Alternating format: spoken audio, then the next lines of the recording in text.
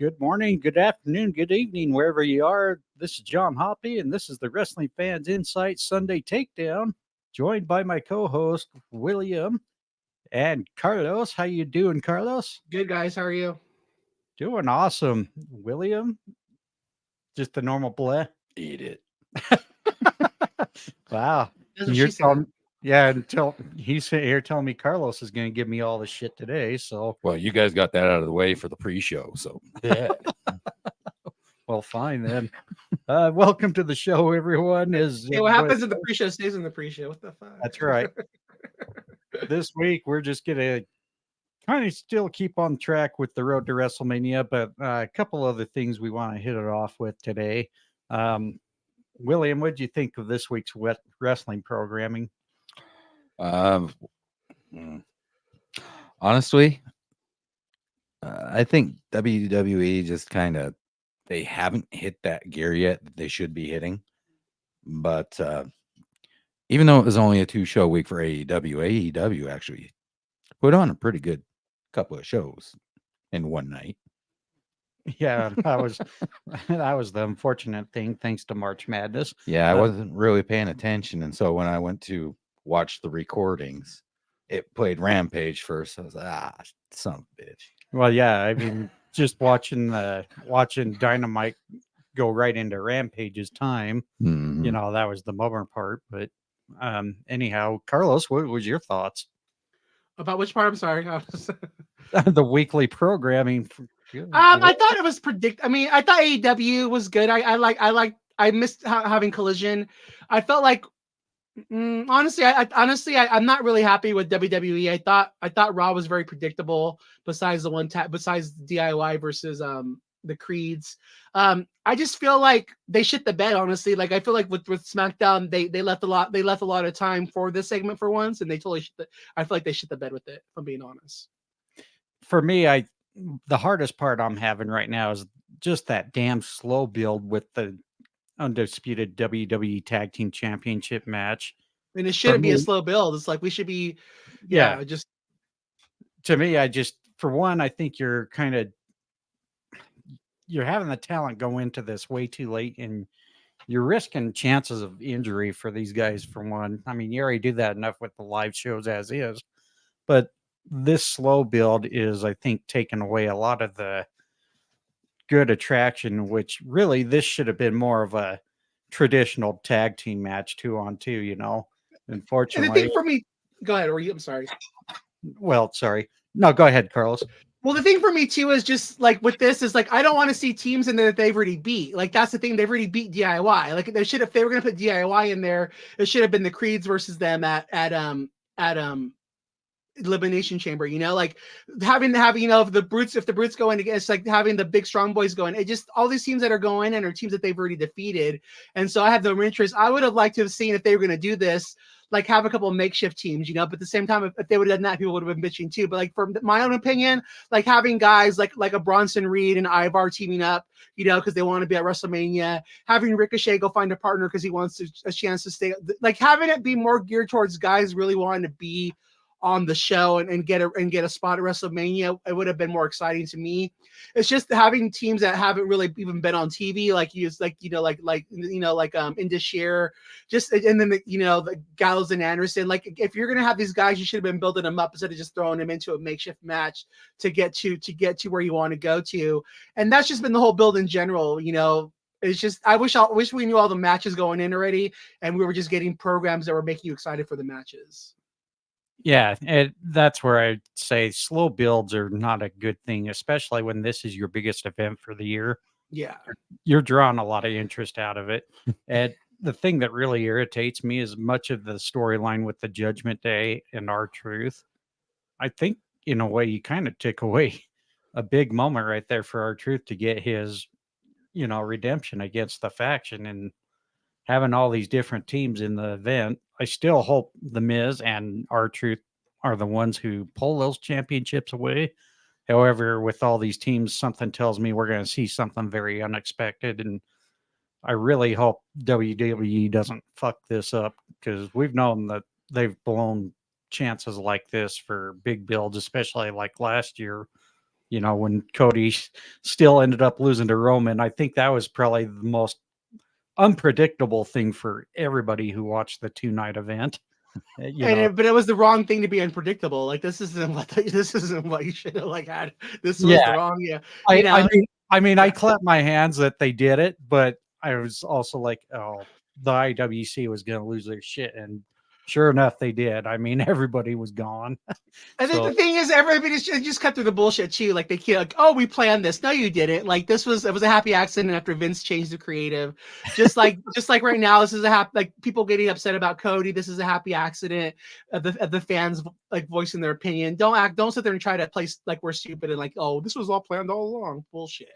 Yeah, total bullshit. I mean, And that's the thing for me too. It's hard to get into it because to me, again, I'm on my own little mountain here. But again, if they would have just put the belts on Randy, having a good program with Randy and Cody, we could have got The Rock versus Roman. There's just so much. It would have been so much better instead of just trying to like put a round peg in a square hole kind of shit that they're doing now.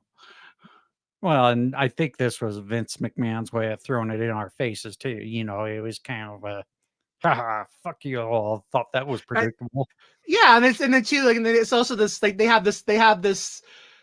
But the thing with WWE, and this has always been my problem, is like they just take advantage of their fans, and they think and they know, like, oh, eventually if we feed it down your throat, you're gonna like it, and but it's like at the same time though, it's not the way to be. Like, pay off the stories correctly. If you start something, finish it. Don't just keep taking advantage of our fandom, and like they do that too much. Yes, they do, and hopefully this year they'll make it right. So, but nonetheless, even though we got this really terrible slow build with the tag team match, I think everything else so far is looking good and in place. Like you've mentioned before, they really should have made the U.S. Championship a ladder match. That's where it really should have been placed, in my opinion. Yeah. But nonetheless, we're just going to go ahead and move on. But first thing I really wanted to talk about today, even though it's non-WWE related, we got some interesting contracts coming up here in TNA. Will, I know you don't have much to say on this, but me and Carlos, we have the Motor City Machine Guns, sorry, Alex Shelley and Chris Sabin, whose contracts are about to be, if not finished right now, I believe. And very shortly here, Killer Kelly's also going to be coming up. With these three talents now going to be no longer under contract, where do you think these three end up? Well, first of all, I want to just touch on the thing with TNA, because I think what they're doing is smart. Like a lot of fans, like, oh, I can't believe they're not going to sign these guys, blah blah blah blah, and then like you gotta go where the market's at. And for me, like there's a lot of wrestlers on the market, and I think they're smart enough to be signing these guys to contracts anymore and just be paying per appearance, because they're a small company and they need to run thin. And if you can do it, and there's enough talent out there, I commend them for that. I think it's a smart business decision to let these guys go. Honestly, I kind of hope that we see them kind of stick with TNA as on a per appearance deal. But if not, I mean, to me, if Tony Khan was ever going to do Ring of Honor right, this is the time to do it. Putting the Motor City Machine Guns in Ring of Honor, having them help build the tag teams there, having their creative there. I mean, I want to see them in WWE too. I mean, I'm selfish me. Like either company they're in, I want to see them cook. I would be more interested in seeing them versus Edge and Christian than the Hardys at this point, if I'm being honest, because the Hardys are like broken math. It's literally broken math these days. But to me, they both seem like AEW is the right thing, but I just feel like they need to just do better storytelling for both teams to succeed. But at the same time, go get that back from Tony Khan while you can. Why not? I would love to see Killer Kelly end up more. I would like to either see her stick with TNA. I just think right now, if she was to go to WWE or NXT, we've already got similar gimmicks like hers going on right now. I agree. She has a better chance of becoming the Knockouts champion, because they usually, if you stick around there, eventually you're most likely going to be the women's champion too. Well, and sorry to interrupt, but we also have similar gimmicks of hers in AEW as well right now too. Oh yeah. So I think her best bet, if she can, stick it out with TNA right now, where I think she can, like you mentioned, I think she should be right there for the Knockouts championship. as far as the Motor City Machine Guns, oh man, that's really tough because I've enjoyed watching them over the years, especially in the X division, and had some good matches there in Ring of Honor as well. I don't know if it's really hard to say this because I don't want to say they should probably look at maybe being more, backstage involvement because I think they have been to some point with TNA and Mhm. also with the Ring of Honor. I think right now maybe this is either time to send them to like just temporary contracts or have them be the backstage guys and help coach them up. I Well, and think that's go ahead. Sorry. I think their roles could be better fitted there in AEW right now because I think AEW needs a little bit of help on that side. But it depends if Tony Khan's willing to let the help be given. That's the problem. Right. As you know, like I agree with you. Like so here's the thing I want people to remember too. Like TNA Impact did them right. They gave Chris Sabin a nice run with the X Division title. He's already a former world champion. They gave Alex Shelley the run that Kofi Kingston should have had. They've done nothing but treat these guys right. And I don't, and if they move on from there, I don't think there's nothing wrong with that. They've done everything they can with these guys. But again, like I agree with John. That's why I said either for me it's ROH or even NXT. Like these guys still have something to give, but I would use them like I would use them to help getting talent over. I would use them to help help these guys learn, and I would exactly use them in a backstage role. That's why for me, like that's why I say it's now or never. I feel for Ring of Honor, I would put them there in a heartbeat, or even NXT. Like they know how to wrestle the kind of style Shawn Michaels likes. They'd be an asset in either one of those companies. Then you could give them a little run on the main roster. But I think they would be assets anywhere they want to go. But I also don't blame TNA for not signing them because it's time to let other people sign. If they were going to sign somebody, I'd rather see them sign the Grizzled Young Veterans to a contract. Right on. Yeah. And I think also with those two, these guys can also help tag team wrestling as well. So Absolutely. I think they have definitely got the tools needed to help these tag team divisions out and get them back on track. I think AEW definitely has a better uh, tag team. I guess you can say tag team logic. I think WWE still needs to work a little bit on theirs. So they're going to be valuable no matter where they And I, go. and I So, guarantee you, Tony Khan could sign because he could sign both of those guys for the price of Matt Hardy by himself. And again, it's Tony Khan should have pulled the gun on the Hardys when they first came in, and now I feel like it's been lost. But to me, like I would, if I was him, the money you're paying Matt Hardy, let his contract expire and use that to sign those guys because you'll get more out of them than you are the Hardy Boys. oh, most definitely.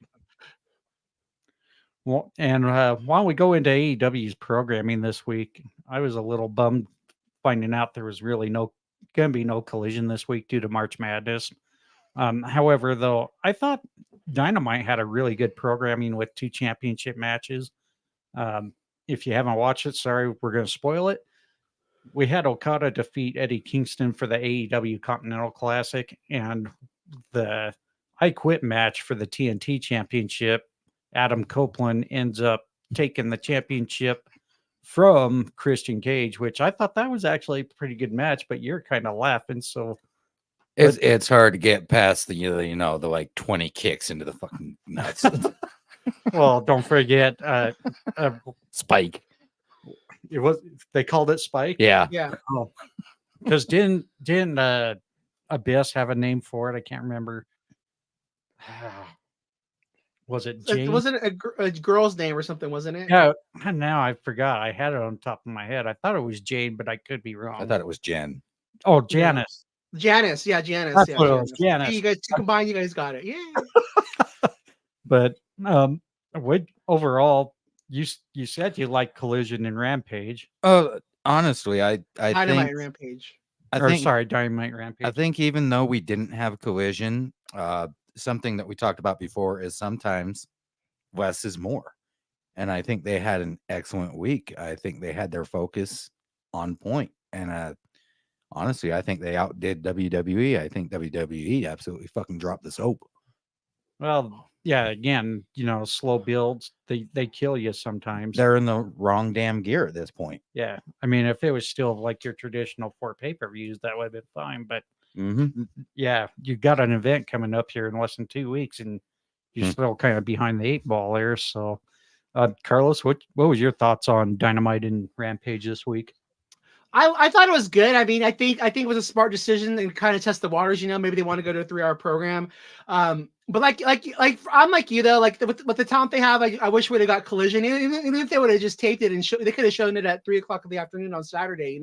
Like I know there's NCAA basketball, but I feel like just like people told us when we start this podcast thing, be consistent. And I think if you're trying to build your brand, be consistent. Even if you got to like negotiate an area at a different time, DVR. I thought the matches were good. I just wish for Rampage they would have booked some stronger matches instead of having like kind of 2 squash matches in there. But I thought it was smart to only have the 4 matches. I think because you have Swerve in the Butcher as a kind of impromptu match. I thought it was great. I love Okada as a heel. It's working for me. His little arrogant smile. I love the whole thing with the Bucks being backstage. Again, for me, like I feel like Tony Khan needs to just look at guys like Adam Copeland and Christian because they know how to do good storytelling. I thought that was done really well. And again, for me, the women stole the show. I think I've already said this before, but I'm going to say it again. They should do a women's hardcore match every week. Maybe have tag team titles for the women where they can only be defended in their hardcore rules, because every time they do this match, it gets over. The crowd is up. The crowd is literally on their feet standing and watching this. Every match they've done like this has not missed. It's really good. The only thing I didn't really like is I feel like the Don Callis family should be protected more and just having them be a sacrifice for a makeshift tag team of Orange Cassidy and Trent. I get that Tony Khan likes both of those guys. I love them too, but there should be another tag team in there instead of those guys. For me, and then again, not having the BCC in that tournament too is a big miss for me. It's just there's just overall booking decisions that need to be done better with AEW, but overall it was a very entertaining show. There was a great 3 hours of wrestling. So one thing I do want to touch, that little segment with Jericho and Hook after their post match. You think they're going to end up being the wild card in the tag team tournament here? Is there still a wild card team in it? Yes, I believe there's still one wild card team left. There is. And I'm pretty sure you're correct on that. Yeah, you're right. Oh yeah. I mean, that's the only thing I could bring to logic with Jericho asking or bringing up a proposition to Hook after they left the backstage area. So, I mean, that's the only thing that would make sense to me right now. So I'm a little scared if they go that direction and put the championships on them. I hope not, but you never know with what Tony Khan will have planned up his sleeve. I mean, it should be Private Party or winning the tag team titles. They're hot right now. The crowd likes them. Let them go with it and see what they can do. Yeah, I mean that's the key thing right there. Use them when they're hot. Yes, and they've done it. And so many times he does it, and it's like he's dropped the ball fucking more times than fucking I don't know who's a bad receiver in the NFL, But it's like he's just dropped the ball so many times because he doesn't pull the trigger when it's hot, and it's like because he wants to go by what's in his book, and that's where it's like you got to go with what's hot, man. Oh Lord, I love you, Carlos. So, but anyways, why don't we go ahead and get right into WrestleMania? Not a whole lot's really changed so far. I mean, we still got our typical matches. Where did I put the damn thing? You wrote it on your freaking paper. Oh, there it is. Come on, man. Did you write it on the napkin for your sandwich? No, he wrote it on his top 5 thing. Hey, don't knock napkins. Gotta use every resource I can here. I'm a redneck. Anyways. Say that with pride. I did. I know we kind of shit on it, but I want to kind of touch a little more on this WWE Tag Team Championship 6-pack. So far, we got the chill out. Don't make me mute your shit. But we got the Judgment Day defending against the New Day, DIY, the Awesome Truth, and still 2 teams to be determined. And I believe those 2 come off a SmackDown Correct. Yeah. So, Carlos, I know you definitely like to have the booking, and you're about 85, 90% right there most of the time. If you were to pick the last two teams, who do you think creative is going to be putting in that spot? Austin Theory and Grayson Waller. And then I think it's going to be then it's going to be the Pete Dunne and New Catch Republic. New Catch Republic, yeah. But Worst and tag again, team they've ever. already lost, and so again, like, why are you doing this to a team that's already lost? It's just like, yeah, those are going to be the two teams, and because I think both the Street Profits and then I think Legado, they're going to both be in multi-man matches at WrestleMania if I was booking it. Is it between those two? Yeah, so the first one it's the Street Profits versus Grayson Waller and Austin Theory, and the second match is New Catch Republic versus Legado. Yeah, I think definitely AOP is going to cost Street Profits on that one. Then you get the payoff for that. You get the 3-on-3 match at WrestleMania, which isn't on the card yet. So that's actually a good prediction there. Yeah, I definitely see New Catch Republic being in there. Yeah. Now, if you would take a guess, William, are you going with the same teams being in there? Yeah, I don't really see it going any other way. There's not any other feasible teams at this point. Yeah, I'm right there. So, so far 10 matches are on the WrestleMania card. Obviously, 2-night event. Usually ends up being 3-4 hour night for. They said they're going to do 7. They wanted so there will be 4 more matches announced because they said there'll be 7 and 7. So obviously we're going to have probably that 6-man tag like you mentioned earlier. It'll be the Final Testament taking on the Pride. The Hurt Business. No, they're called the Pride. They're called the Pride now. Mm-hmm. Sorry, I guess I missed that part. Of course, you hear the word Pride and you cringe. So, but no, I just checking. Don't even start that shit. Let's get Omos versus Tozawa 25. There we go. Good God. I swear that poor guy. They use him for any shit finding they can. So so why don't we talk about maybe the other possibility of having 3 more matches? Any idea who you would think would be in those matches, Carlos? So I think you're going to see Legado and Legado. The match I already said, the Final Testament versus the Pride. You're going to see Legado and Legado del Fantasma and Dominic versus the LWO. I honestly, if I was booking it, I would like to see them do Legado and what's their I'm having a brain fart. What's Dominic's faction's name? Judgment Day. Yeah, do Legado. They do Judgment Day. So put in Big Head, Pez Dispenser, and Dominic versus LWO and Andrade, or even LWO and Dragon Lee. That's what I want. I want to see them get as many guys as there. Again, give me get all these guys on the card. They deserve it. And then I think you're going to see a 6-man tag with Bianca, Jade Cargill, and Naomi versus the rest of Damage Control. The one match that's left after that, I can see maybe doing a rematch of John Cena versus Solo. I think Solo deserves to be on the show. Personally, I would like to just see it be the Andre the Giant Battle Royal, but I know they're not going to do that because they'll be probably on SmackDown. But put the women's Battle Royal on SmackDown, put the men's on WrestleMania. That's how I'd book it. Yeah. Why are you laughing? But none of those matches excite me. I mean, I'm like, oh, I mean, to me, it should be Jade and Bianca going after the tag titles. Dominic, I feel like when he's your top heel in the company, he should have had a harder feud. He's not been used properly this whole year, in my opinion. But besides the stuff at NXT, which was fabulous. I just wanted to see better matches for these guys. It just kind of, it feels like, oh, let's get all these. And again, I'm both ways, because I do want to see as many people get on the card as possible. But it just feels like these matches, if I can see these matches coming from a mile, they should have already been announced. So we should add stronger builds going into the show.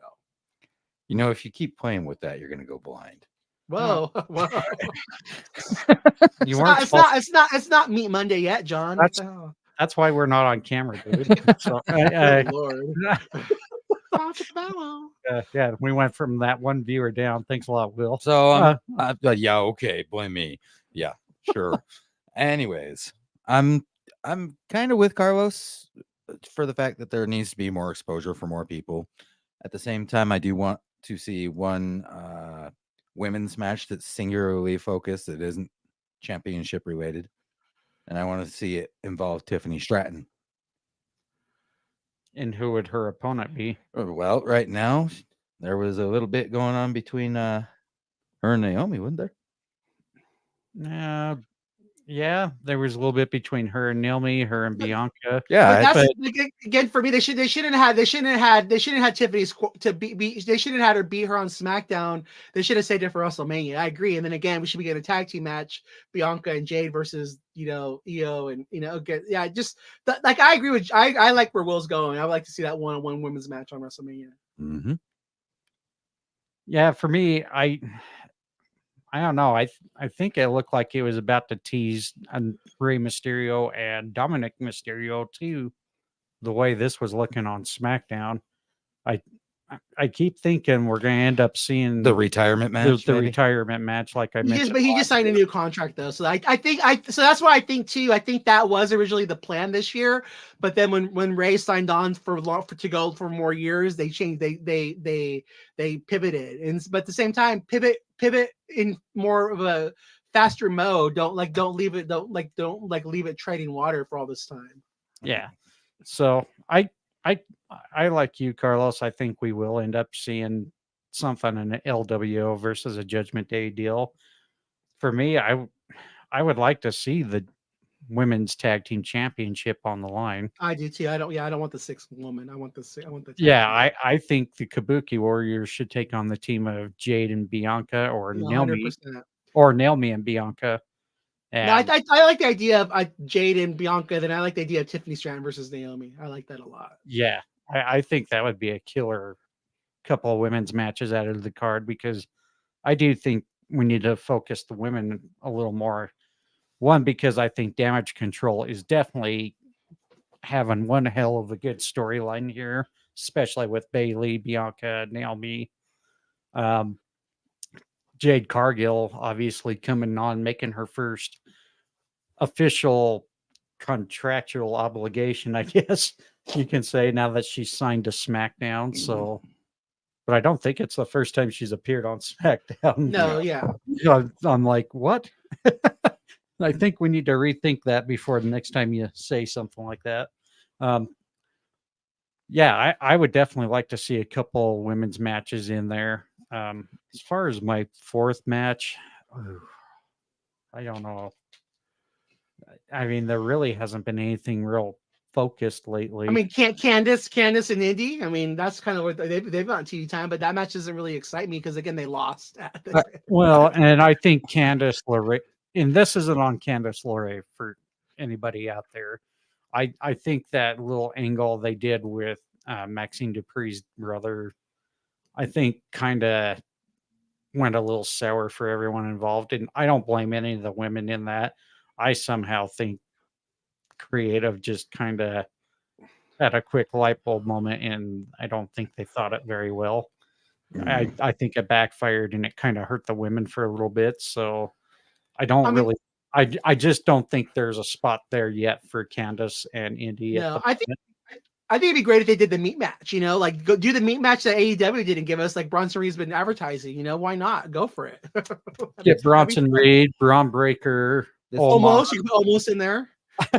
No. I was just gonna say almost for Heather's, heart attack. Yeah, you could bring, but you could bring Dijak up for that. There's a lot of different people you could put in that match. See, I could see them maybe pushing Liv's comeback story a little bit more. I you wouldn't think- mind Liv versus Nia Jax either. I think they Yeah. both is. I wouldn't mind, but I agree with you guys. The thing that I love about NXT right now, just is I love the fact that like the women's matches are being more normalized. And what I mean by that is it doesn't feel like a big deal when the women open the show. It doesn't feel off when you see 2 women's matches in a row. It doesn't feel off when you see the women main event. It doesn't feel off when you have 4 women's matches on the show. It's like the women have been normalized on there. And I could see that eventually being where you see half matches or men's, half matches or women. And I think that's what I think the natural evolution for WrestleMania is just getting the more, like you're saying, more of those single women's matches on there and getting more spots for the women instead of just your obligatory one match kind of bullshit. Yeah, I mean, They and I- deserve it. and I don't mean to knock on Tony Khan, but yeah, I mean, don't make them feel obligatory. Make them feel Exactly. like they're superstars. And the norm, and that's something that that NXT again is a beautiful job they've done. Is it doesn't feel it's been normalized. It doesn't feel weird when you see the 2 women's matches in a row or opening or closing the show. And that's bring that to the main roster now too. Definitely. And they did that too. They've done Raw where there's been 2 women matches in a row too. It's not as often as NXT, but again, like reward these women for what they're doing. And then again, they have more women on the roster, but at the same time, oh well. Right. Oh, well. Actually, now come to think of it, now I know what I would like to see back on WrestleMania. A bra and That- panties match. No, Oh God. no, you know, as a fan from that era, that was actually one of my most hated moments. There was anything that involved a bra and It was panties so match. pointless. It was It terrible. was demoralizing for the women. Like they worked hard to get there. So, yeah. Yeah, for me, I was really never a fan of that because it's like that's not wrestling. Sorry, Vince. And You with know? everything coming out now with Vince, like I will never be able to watch. I won't be able to watch another women's match post the Revolution ever again because I just Yeah, I mean that it's been ruined for me. well, yeah, I mean it's just I believe that definitely was a Vince McMahon idea, and I just did not enjoy it. Sorry, I mean And then again, was he punishing the girls who didn't want to hook up with them? Just so many bad thoughts go in my head now when I see that stuff now. I'm like, yeah, I can't enjoy this anymore. well, I don't know if you've read the latest, but apparently yeah. Ronda Rousey has some things coming. Yep, out she in talked about the March. casting couch and all that shit. Like, oh yeah, yep. Yeah, so this might be something you really. I know there's not a lot of Ronda Rousey fans out there, but this might shed some light on why she was very sour, not only on the second run, but toward the end of her first run too. So there's probably going to be some interesting things there, and I'm definitely going to be keeping up on that for sure. But no, to get to my point, there was one thing I do want to see come back to the WrestleMania, not on SmackDown, the eve of the 2-night event. This needs to be back on WrestleMania, and I believe it should be that. And on Jesus, Oh, the Giant Battle Royal. That's what I said. yeah, the Andre the Giant Battle Royal should be back on the card. Mhm. I mean, it should have never came off the card. Or at least, yeah, like on the card, or at least on the pre-show, like do the women's on the pre-show and bring back a pre-show match too. We don't need to see you fucking Jaw recap jacking. everything that we've already fucking watched fucking over and over. It's like, oh my god, you like beat me to the head with it. Fuck, we get it. And that's the thing where again, like if you're talking about the things like the good things, where with AEW, we're like, and that's the thing where WWE needs to do more. Just reward your viewers that are loyal. Like understand that we've already seen all the shit and we don't need it recapped again. Like quit beating it in our heads. Not to bring back a point from Ted the Hillbilly Hill, but hey, if you don't watch programming, just watch the pre-show of every PLE. Exactly. Fuck. You're caught up right there. Oh my god, it's like yes. Yeah, I go the opposite direction. I don't bother with those pre-shows anymore. Well, No. I do. I do just because I don't want to miss a match. But when it's nothing but, and I will say that's one thing I do like about AEW is in their 0 hour they do have wrestling matches. But yeah, I do think they could only just knock it down to like maybe 2 or 3 matches at most. Don't need to fit 4. See, and what I like about AEW's PLEs versus WWE, One match after the other. Boom, boom, boom. Yeah, AEW doesn't fuck around. They get straight That's what I into it. mean. They reward the viewer. Like they know that, okay, you've been watching the show. You bought this. We're gonna give you match after match. Quit filling me on shit that I've already watched. Like, yeah. Yeah. Exactly. But at the same So, time, like if you want people to watch the pre-show, put a match in there so they want to watch it. Like, I mean, that's common sense shit too. Like, it's like, come on, guys. You got an hour. You can put 2 to 3, maybe even 4 matches in that. Yeah, well, give those guys the WrestleMania. Like that's where that's where you give those guys a moment. Like put the WrestleMania, put the Andre Giant Battle Royal. Like I think Sean Ross Sapp calls it the Sherry Sensational Invitational. I think that's a beautiful name instead of Moolah. Like put that for Sherry. Or the China one too. Like, but give them both. Put them both. Well, you got 2 nights. Put one on each night. Fuck. yeah, there you go. All right. So, with that being said, I know we're going to keep talking about the Road to WrestleMania, continuing on a little bit and throughout our spaces on X Space next week. Just kind of keep tuned to me and Carlos on our account. Well, mainly Carlos because Carlos hosts those. It'll most likely this week it'll be Tuesday and Thursday because I'm off on Thursday, and so whenever I am, I like to shout out. I like to give some rub at TNA, so that'll be like it's AEW TNA show, and then I'm gonna do Tuesday, I think, because I want to do the Road to WrestleMania, but also the road to Stand and Deliver as well. All right. Thanks, Carlos. Yeah. All right. So no, you're good. I just had a brain fart. Brain fart. Yeah.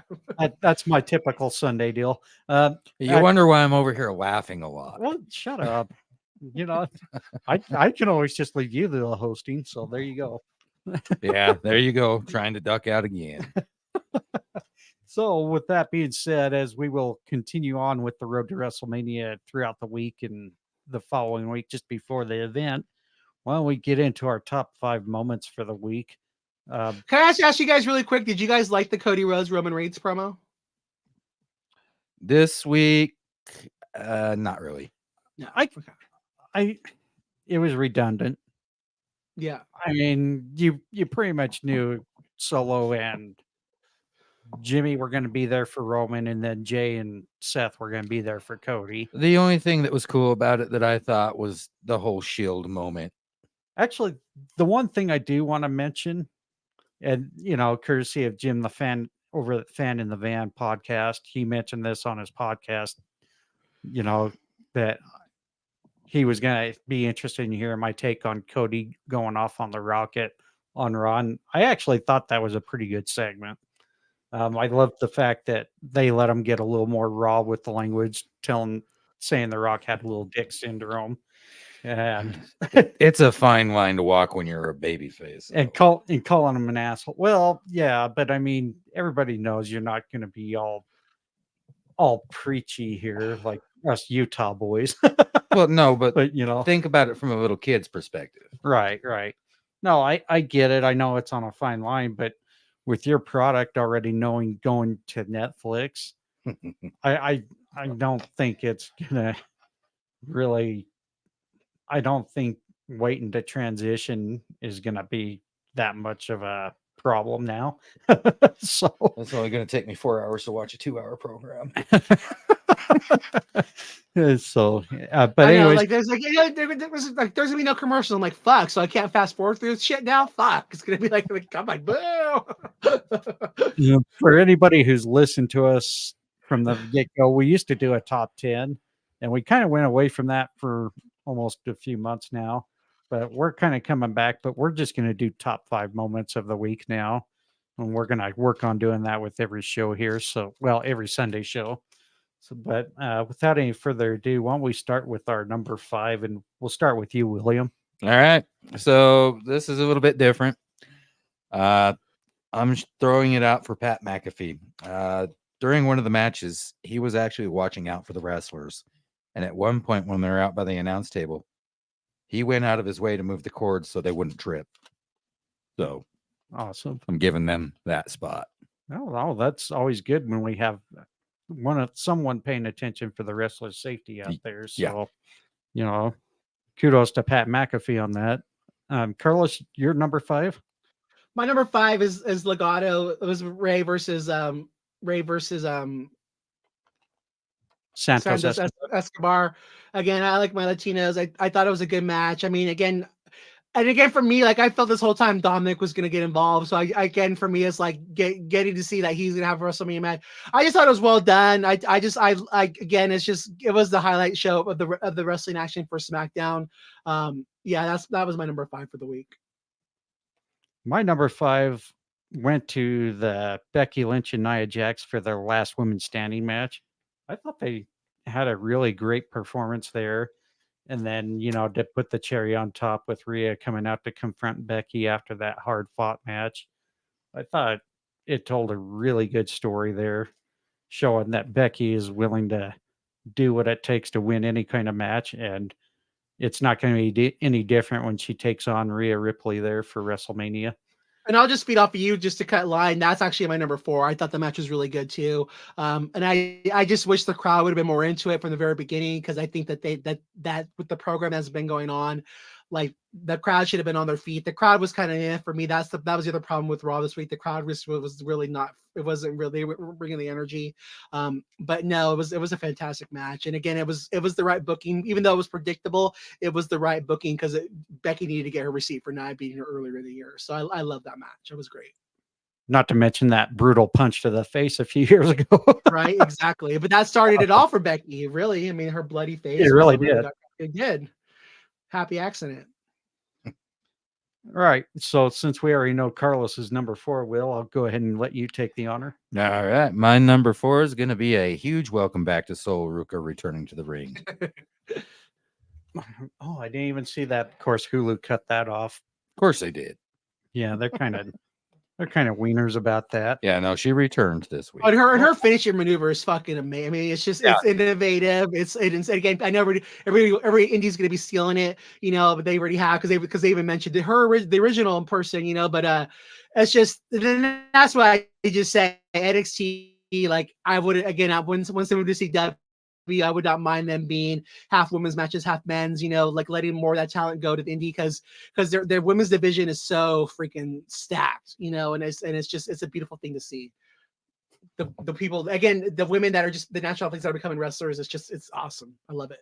Well, and I think even before the injuries, Sol Ruca, she performed really well in the ring for being a rookie. So well, now she looks even more crisp. She caught it quick, like Bianca and Tiffany. She just caught it right away.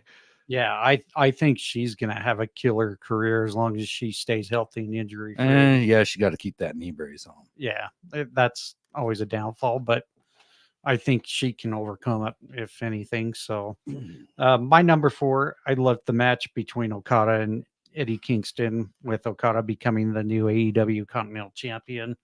I think it was nice to show that we aren't going to have like a same champion all year long, but I mean, there's still that chance that Eddie can get a rematch and regain the gold. Eddie got that Kofi Kingston treatment. Oh, new toy, bye. Well, yeah, but I mean, obviously, with the Bucks and Okada in power, power corruption, I would love to see a rematch, and hopefully Eddie gets redemption, but who knows what they're going to do. I do my like problem with that. They should have kept the belts together. Like that's the whole thing. They should have just kept the belts together. Well, and I like the fact that with the Continental Championship, there's different rules, kind of like how the Ring of Honor Pure Championship works. So I think if Tony can keep interest in that championship and keep those rules pretty much, I guess you can say, what's the word I'm looking? Yeah, I mean, keep it special, Yeah. Keep the Continental Classic its own gimmick type championship, and on the island of relevancy. Yeah, if you hold it true to what you're going to make that championship, I think that's going to be a championship with some good prestige here down the road. So moving on to number 3, Carlos, what you got? So for my number 3, I'm going to go with Adam Copeland and Christian. It was a good match, good storytelling. It was main event worthy, having it in front of the hometown crowd. Just everything that they did, like from the hockey outfits to the everything. It's just like just the little things they did. Again, just my only thing is I wish it would have been FTR going out there because again, it has not been hidden that they're really friends in real life. I just wish it was FTR going out to make the save instead of Matt Menard and and Daniel Garcia. But other than that, it was just really well done. Just them handcuffing them to the ring. It was just, I love the way it was done. And again, I'm glad to see Adam Copeland. It's a shame that he has a bit of the ratings boost, but I love seeing him getting to see him finish out his career the way he wants to. I'm all for it. I loved it. Yeah, that's going to be in one of my upper parts. But William, Oh yeah, my number 3 is Hook's defeat over Jericho. Just another case of Jericho showing how willing he is.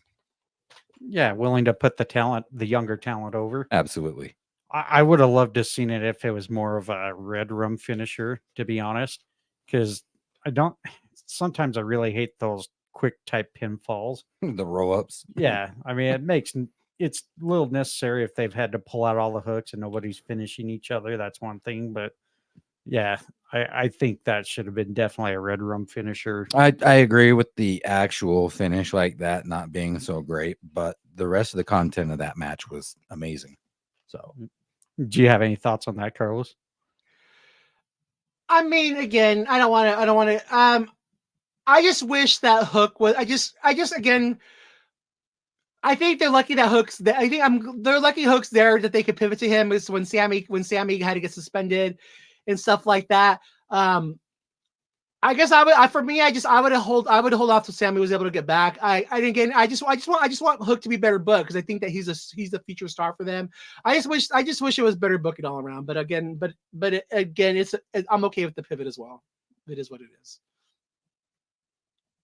Yeah, my number 3 goes to the Damage Control Domination. Again, I think they're telling a really great story showing how 4 women who are really great skilled athletes can try to take on the entire women's division, mainly in SmackDown at the moment, but the Kabuki Warriors with the tag team championships, EO with the women's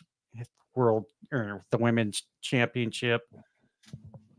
I think we're getting good stories with uniting Bailey with Naomi again, Bianca, and then possibly Jade Cargill.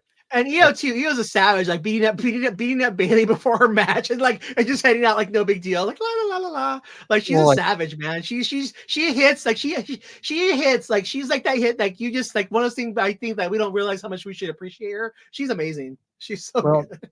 Well, and I think she was underutilized because Vince McMahon didn't see a damn thing in her, and it's like, dude, that's like your Bryan Danielson right there of the women's division. You're missing out on a really great star. Yeah. I mean, if all of them are great stars, and so them coming together as a again, I love the faction too. It makes all the sense in the world. Yeah, I think Damage Control has done a lot of good, especially this storyline, especially with Bailey being kicked out of the group. There's so much to tell right there, and I think they're going to put on a great performance at the PLE here on April 6th and 7th. And I think the thing that shows about them too is the strength of it. I think the fact that like to go off what you said, like the fact that they feel they need to put on, so the fact that they need, because I think before like the old formula would have been, oh, someone's back, go put them on Raw. The fact that they feel the need to put all these strong women like a Naomi, like a Tiffany, like a Jade on SmackDown just speaks to the fact that they have plans for these women and the fact that they need women to fight. Like it just shows how much they bring to the women's division in general and how strong that women's division is on SmackDown right now. We're going to move on to number 2, and I'll give mine right away. I thought Cody Rhodes going off on the Rock on the opening promo of Monday Night Raw was one of the best, kind of like we were going back to the Attitude Era in some way. I felt that I know a lot of people will criticize Cody's promo skills. I think despite his, I guess you can say, political figure way in the press conferences, I think he does a really good job with doing heartfelt promos that will hit the fans, your average fan, in the good spots there. That's not. You're taking that the wrong way. You're taking that the totally wrong way. It's all about hitting that good spot. Okay, I guess you can say Cody trying to relate himself to the average Joe like his father did. So, but William, you're number 2. You suck. My number 2 is Becky Lynch, beating Nia Jax, and I thought it was extremely appropriate for it to be a last woman standing match. And Carlos? My number 2 is DIY versus the Creed Brothers. That was an amazing tag team match. I'm a fan of tag team wrestling. There's no reason why there's again the fact that the Creeds are so young, but they can help elevate DIY too. I mean, I think and again, just I think DIY is over as a tag team too. So kudos for Triple H for not giving up on them. And again, for me, I would have liked to see both these teams in the tournament match. If I'm being honest, I think they both deserve a WrestleMania spot. But as a fan too, again, I'm just happy to see DIY get a WrestleMania moment. Again, it just makes me trust that eventually all these guys will get a WrestleMania moment if they're just patient. Again, maybe everybody doesn't get on the card. Maybe everyone doesn't get on the card every year, but they are going to get to have those moments. It was just really well done. It was kudos to both teams. That was an amazing match. All right. And going into our number 1, William, let's go with you. My number 1 had to be Okada becoming the new champion.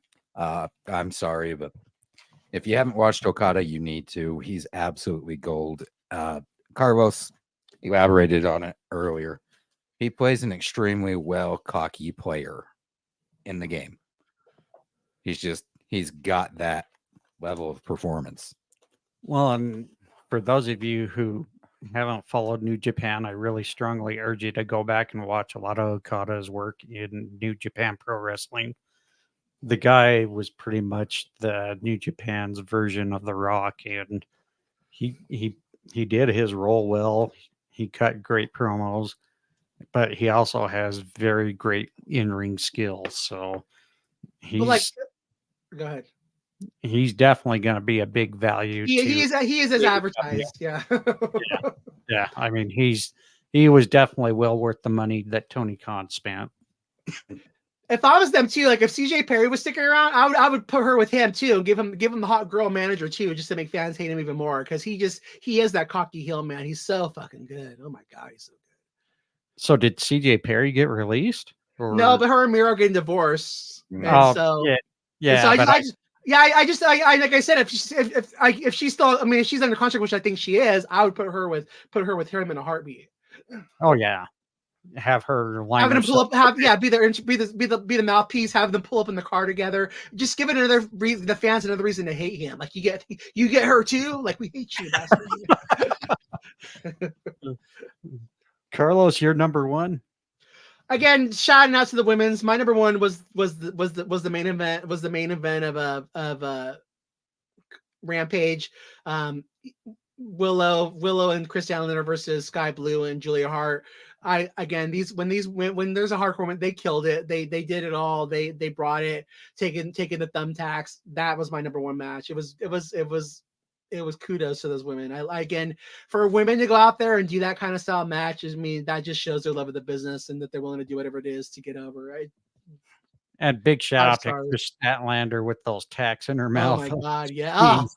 It was just everything about that match and the table spots. It's just really well done. Stokely Hathaway on commentary. It's just, you cannot beat that. There's always something with Stokely that just dude. He deserves to be on TV more. He's so fucking funny. Yeah. I think WWE dropped the ball when hell yeah, they dropped the ball. Yeah. But at the same time, Tony Khan dropped the ball too. He had him in a Ring of Honor as the general. It's like, come on, dude. Like this guy deserves to be on TV every fucking like.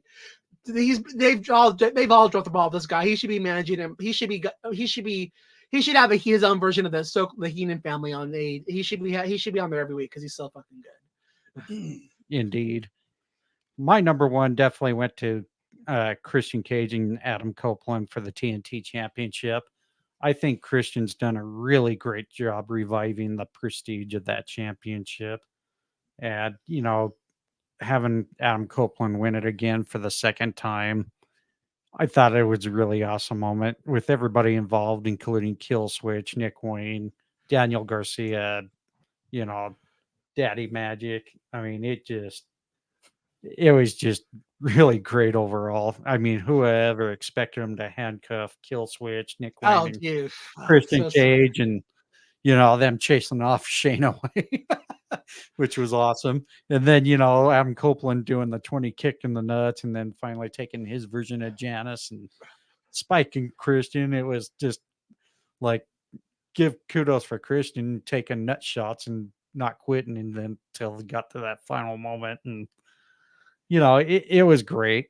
And I love the fact that they were overlapping that right into the start of Rampage. So um yeah, I thought Dynamite had a really great showing this week, and it's definitely been better than in the last few weeks. they're coming back again. They're coming back strong this week already. I mean, the matches that have been announced is like, yes, let's go. Let's go. Yeah, yeah, keep it going, keep that momentum going.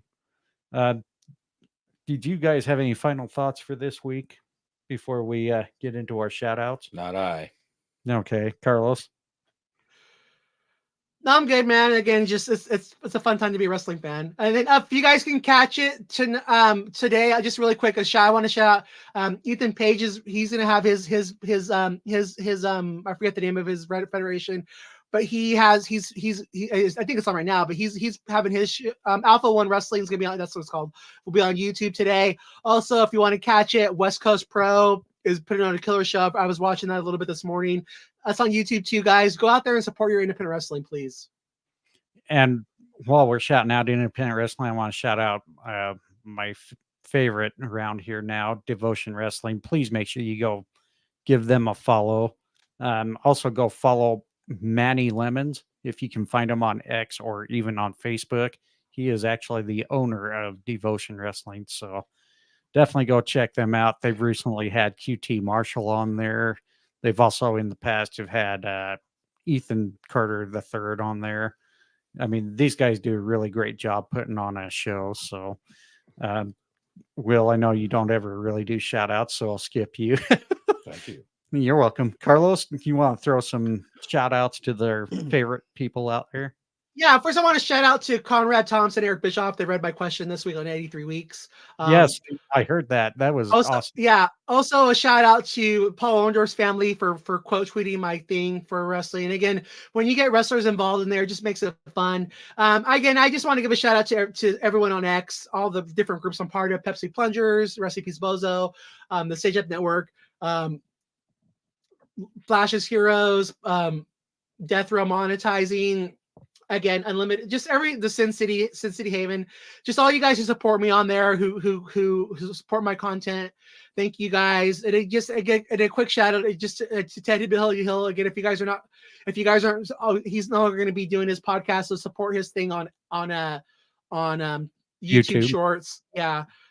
And again, I want to someone who's on there, but just a quick shout out to Chris Van Vliet. I really appreciate he's someone I aspire to be, just someone who does positive stuff, answering the fans' questions. And again, just even the Conrad Thompson, just thank you for making us fans feel important and feel involved. And I also want to give some shout outs, one to one of our very dear friends and who's a member of our family, Marcy Partain. She is going to be leaving X, unfortunately. So those of you who are actually really close and follow her, please make sure you try to get a final goodbye in there. If you still want to communicate with her, just get in touch with her real quick before she ends it. So also want to give shout out to our two teammates that weren't here with us. Brian had some previous engagements. Brian the Hype Baller, please make sure you go follow him at the Brian Adkins on the X Space, and also his YouTube channel, Tap Out Talk, at Tap Out Talk. Be sure to also go follow Heather at Bama Girl _4_ EVA, Bama Girl Forever, Roll Tide Bitches. She wasn't able to join us due to being under the weather. So, Heather, sending you our love and prayers there. Also want to shout out my podcast friends who always gives us a great shout out on their episodes. Jim over at Fan in the Van podcast, who hosts Steel Until Talk with Garrett, who does a solo Is This a Bad Take, but also does a partnership with Jalen there on Two Dude Sports News. Be sure to check out the 1420 Sports Bar podcast. Aaron over Brutally Honest Sports, The Average Joe Sports Talk, Nate's Daily Wager Wire.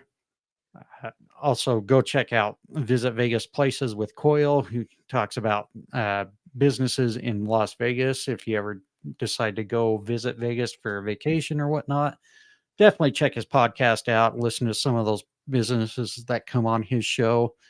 Also, go join our friends Chris and Deb at Today We Laugh and Learn, who do a weekly episode. And I guarantee you, you're going to learn something and you're definitely going to laugh. Just ask Carlos. He was on there not too long ago.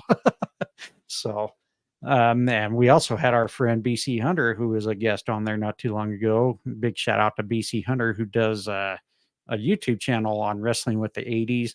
If you liked wrestling back in the 80s and can't get enough of it, be sure to go check out his YouTube channel. As Carlos mentioned, Ted's Takes on Wrestling. He formerly known as the Hill Truth Podcast. He's no longer going to be doing the audio stuff, but mainly the YouTube. Go check him out. He puts out some really great videos. And also want to shout out the Sage Up Network, as Carlos mentioned. Without them, we probably would be a little lost out here, but we're gaining some ground. We've hit number 2 in rankings for the month of, I think it was February, for the Good Pods app, which we've been gaining a lot of ground on. We've been hitting some new rankings, and thank you to each and every one of you who take the time to listen, retweet our stuff. Without you doing that, we would never achieved anything that high. Before we go, let's go ahead and share our X handles. For me, you can follow me at WF Insight Pod for the wrestling fan stuff. If you're actually into 10-pin bowling, I'm actually going to try to be getting back into that a little more. You can follow me at Roller Dude, dude spelled DEWD. That'll be my personal account and be more in depth with my bowling stuff and hopefully my pro shop showings. William? At William Hoppy 8. And Carlos? At C to the LOS 77, at Conquer the No, and also if you're on Instagram, Rainbow Goodness _. And along with that Instagram, I'm also on Instagram as well. You can follow me there, the Fans of Pro Wrestling. We're also on Twitch, the Fans of Pro Wrestling, YouTube at Wrestling Fans Insight. And we're also on Facebook. We definitely need to do a better job working on there. But you can find us there at the Fans of Pro Wrestling. But be sure to check out our 2 websites, WrestlingFansInsight.com and thefansofprowrestling.com. Without any further ado, we will be back again on X Space. Carlos will be hosting Tuesday night and Thursday night there. Be sure to check out his post as he gets those shows set up. And any final word for you guys? No. All right, Carlos. Yeet. Yeet, bitches. So for Carlos Estrada, William, and John Hoppy here, thank you for tuning in this week. We will catch you again on Tuesday and Thursday, and probably be just doing a special for next Sunday. So take care, everybody. And remember, who's better than you? Nobody.